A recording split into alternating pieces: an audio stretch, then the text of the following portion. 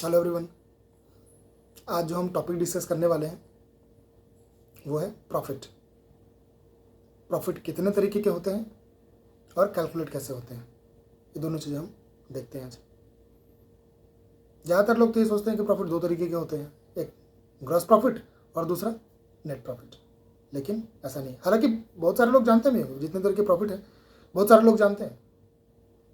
मैं नहीं कह रहा कि सब लोग नहीं जानते, तकरीबन बहुत सारे लोग जानते होंगे, बट स्टिल मैं एक बार अपने वर्ड्स में थोड़ा डिस्क्राइब करने की कोशिश करता हूँ कितने तरीके के होते हैं और कैसे कैलकुलेट करते हैं। हो सकता है ये वीडियो थोड़ा सा हेल्प करे आपकी अंडरस्टैंडिंग को, थोड़ी नॉलेज बढ़े आपकी इसमें भी। तो स्टार्ट करते हैं। सबसे पहला जो हमारा प्रॉफिट आता है वो आता है ग्रॉस प्रॉफिट। ठीक है, अब ये ग्रॉस प्रॉफिट आता कैसे कैलकुलेट होता है? इसके लिए होता है सबसे पहले सेल। जो पूरे फाइनेंशियल ईयर में, पूरे साल में जो हमने जो सामान बेचा है, जो स्टॉक बेचा है, वो उसमें से माइनस क्या करेंगे? Cost of goods sold. क्या करेंगे? Minus cost of goods sold. ठीक है, अब ये क्या है कॉस्ट ऑफ गुड्स सोल्ड? अभी देखते हैं। दूसरा क्या माइनस करेंगे? Direct expenses. ये डायरेक्ट एक्सपेंसेस क्या है, इसको भी देखते हैं। इन दोनों को माइनस अगर करते हैं किस में से? सेल्स से। सेल्स में से माइनस किया कॉस्ट ऑफ गुड्स सोल्ड और डायरेक्ट एक्सपेंसेस, तो क्या आया हमारा? Gross profit. ठीक है ना, पहला प्रॉफिट हमारा। अब आते हैं कॉस्ट ऑफ गुड्स सोल्ड पे। ये क्या चीज़ है? तो जैसे इसका नाम है cost of goods sold, goods sold का कॉस्ट मतलब जो सामान हमने बेचा है उसका कॉस्ट। कितना कॉस्ट? जैसे जो सामान बेचा उसका कॉस्ट क्या आया? नॉर्मल भी तो प्रॉफिट ऐसे ही निकालते हैं ना, जो सेल किया उसमें से उसका कॉस्ट माइनस कर दिया, जो सामान बेचा है उसका कॉस्ट माइनस कर दिया तो प्रॉफिट आ जाता है। ऐसे ही निकालते हैं ना प्रॉफिट नॉर्मली भी, वही है सिंपल। अब सामान कितना बेचा, जो बेचा है उसका कॉस्ट कितना आएगा या कितना है पूरे साल का, वो कैसे कैलकुलेट होगा? बड़ा ईजी है, उसको देखते हैं। लास्ट ईयर हमने जो परचेज किया होगा और जो सेल किया होगा उसके बाद उसमें से कुछ ना कुछ सामान रह गया होगा। हमारा फाइनेंशियल ईयर जहाँ पे हमारा क्लोज होता है, लास्ट ईयर जब साल हमारा ख़त्म होता है, वहाँ पे कुछ ना कुछ सामान रह गया होगा, कुछ ना कुछ तो क्लोजिंग स्टॉक रह गया होगा हमारा।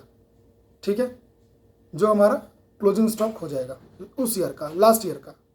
जो लास्ट ईयर का क्लोजिंग स्टॉक है वो इस बारी का हमारा क्या हो गया? Opening stock. ठीक है, तो वो इस बारी आ जाएगा, ओपनिंग स्टॉक इस बार का हो जाएगा, जो इस बारी बिकेगा। ऐसा थोड़ी ना कि लास्ट ईयर जो बच गया वो ख़त्म हो गया, अब ख़त्म नहीं, ख़त्म नहीं हुआ। वो इस बारी जो बचा है वही इस बारी बिकेगा, इस साल बिकेगा, बल्कि सबसे पहले बिकेगा वो। ठीक है, तो एक तो वो बिका जो लास्ट ईयर का बचा हुआ था। दूसरा, हम इस साल भी कुछ ना कुछ परचेज करेंगे जिसको बेचेंगे, तो टोटल परचेज। अच्छा, इस साल जो हमने परचेज किया है, क्या हम पूरा का पूरा सामान बेच पाएंगे जितना भी परचेज किया है? नहीं, इस बार भी कुछ ना कुछ सामान बचेगा हमारा क्लोजिंग स्टॉक में लास्ट ईयर की तरह, तो वो तो बिक नहीं पाया। जो क्लोजिंग स्टॉक हमारा है जो बच गया वो तो बिक ही नहीं पाया। तो टोटल परचेज में से उसको क्या करना पड़ेगा? माइनस करना पड़ेगा। अच्छा, अब इसको एक लाइन में बोले तो कैसे बोल देंगे? ओपनिंग स्टॉक जो लास्ट ईयर वाला आया प्लस इस साल का टोटल परचेज माइनस क्या? क्लोजिंग स्टॉक जो हम नहीं बेच पाए। ये अगर कर दें तो हमने कितने का सामान जो खरीदा था, जो इस बार बेचा, वो आ जाएगा हमारा। यही है cost of goods sold, cost of goods sold. ठीक है, दूसरा हमारा क्या आता है जो मैंने बताया था आपको? Direct expenses. अब ये क्या है?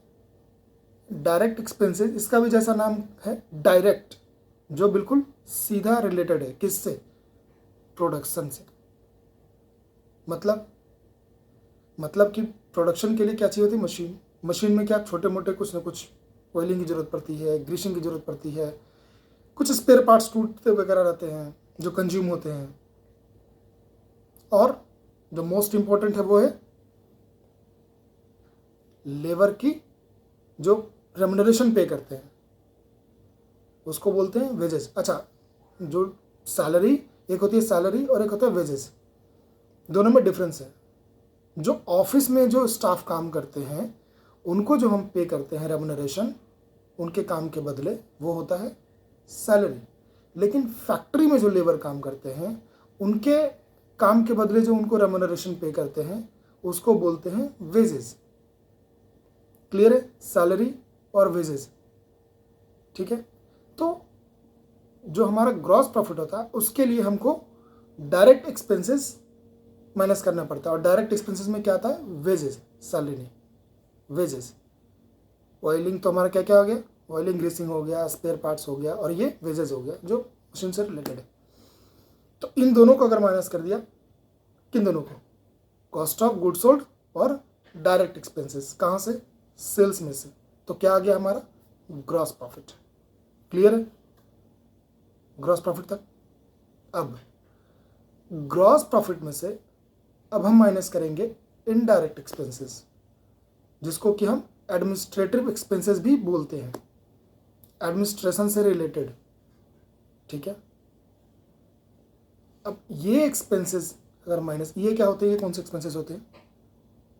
ये एक्सपेंसेस होते हैं rent, electricity bill, telephone expenses, tour and travel expenses, advertisement expenses, stationery expenses. इस तरीके के जो भी, मतलब जो सैलरी जो हम स्टाफ को पे कर रहे हैं, जो ऑफिस में जो स्टाफ वर्किंग है, क्लर्क वगैरह, या फिर जो इस तरीके जो है जो ऑफिस में काम करते हैं बेसिकली, तो उनका जो रेम्युनरेशन पे करते हैं वो सैलरी। ठीक है। तो इस तरीके के जो एक्सपेंसेस है वो है हमारे एडमिनिस्ट्रेटिव एक्सपेंसेस। ठीक है। एक और एक्सपेंसेस होता है, वो है डेप्रिसिएशन। डेप्रिसिएशन भी हमारा एक एक्सपेंस है जिसको कि हम माइनस करते हैं। ठीक है। कहाँ से माइनस कर रहे हैं हम? ग्रॉस प्रॉफिट से। दो चीज़ें माइनस की, क्या क्या? एक एडमिनिस्ट्रेटिव एक्सपेंसेस और दूसरा हमारा डेप्रिसिएशन। ठीक है। इन दोनों को माइनस करेंगे तो हमारा क्या आ जाएगा? Operating profit. दूसरा प्रॉफिट, पहला क्या था? ग्रॉस प्रॉफिट, दूसरा ऑपरेटिंग प्रॉफिट। क्लियर है? अब ऑपरेटिंग प्रॉफिट हमारा आ गया ग्रॉस प्रॉफिट में से एडमिनिस्ट्रेटिव एक्सपेंसेस और डेप्रिसिएशन माइनस करने के बाद। ठीक है।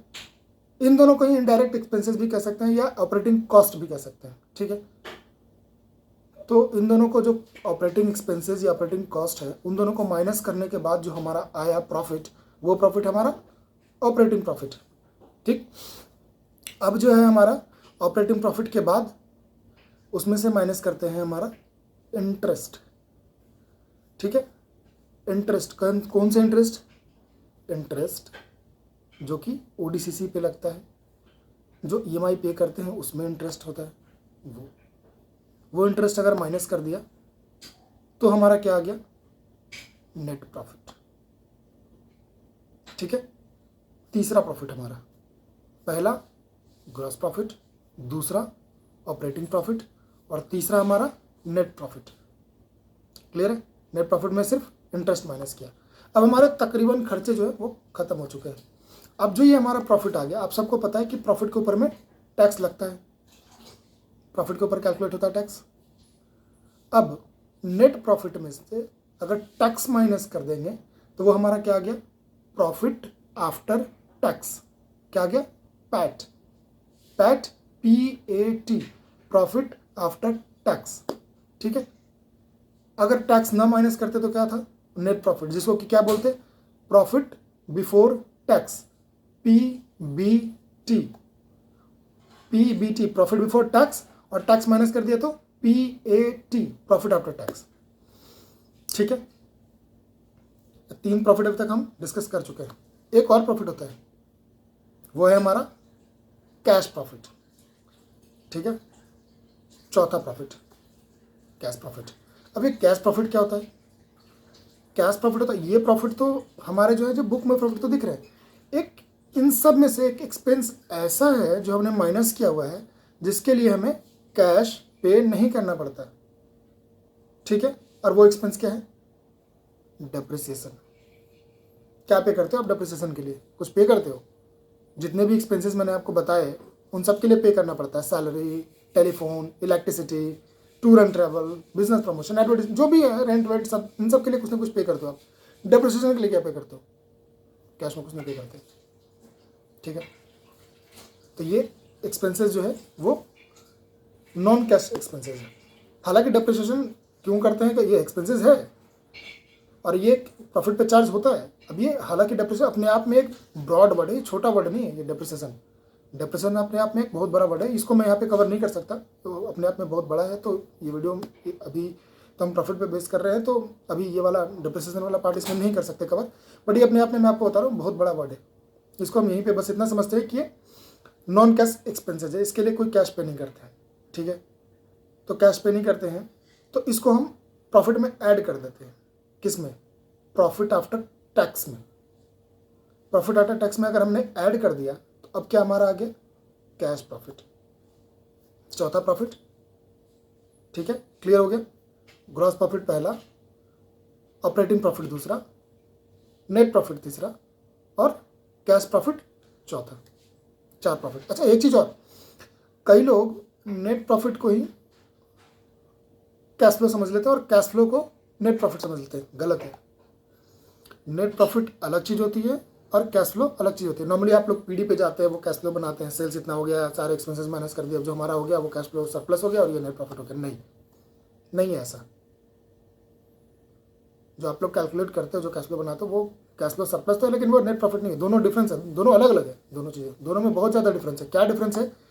अभी ये तो वीडियो काफ़ी लंबा हो गया, तो इस वाले में तो मैं इसको कवर नहीं करूँगा। इसके बाद वाली जो वीडियो है एक और मैं बनाता हूँ, उसमें मैं आपको बताता हूँ डिफरेंस दोनों में, कि कैश फ्लो में और नेट प्रॉफिट में क्या डिफरेंस है, कैसे कैलकुलेट होता है और क्या डिफरेंस, दोनों में क्या क्या डिफरेंस है, क्या डिफरेंस और क्यों डिफरेंस है, दोनों में बताऊँगा आपको भी इसके बाद वाले वीडियो में, नेट प्रॉफिट में और कैश फ्लो में आपके, ठीक है।